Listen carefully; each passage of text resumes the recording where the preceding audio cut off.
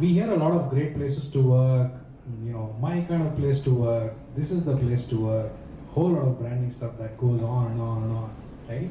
And we have the top numbers, we have XYZ.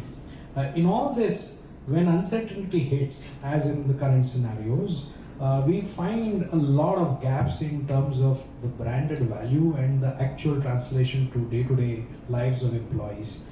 How can spirituality address those aspects of dimensions in their organization's day-to-day running, right? Where meaning is not lost, and then we sustain a game-changing way of work and life where there is meaning. So, like sir asked, we are, all sailing in uncertainties, and the day-to-day life of the employees is something, where, the meaning in life is lacking. So these are two questions. I'll answer one by one. So one is about uncertainty. Yes, we live in VUCA world. We don't know who's planning what, and the kind of connections that we have right now, the kind of the globalization obviously we are in, and we don't know which competitor is planning what, and who's buying our shares and all those things.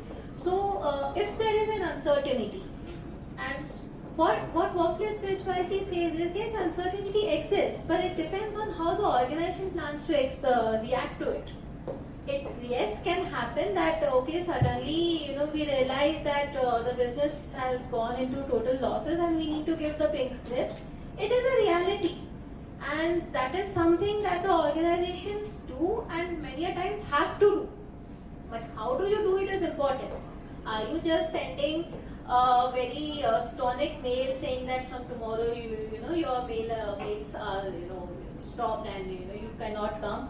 Or does the leadership team acknowledges that yes, there is a crisis, goes upfront and says that yes, there is a crisis, I'm sorry, and we can't take it ahead. So at least the soul of the employee is not wounded. His psychological contract with the employer has not broken.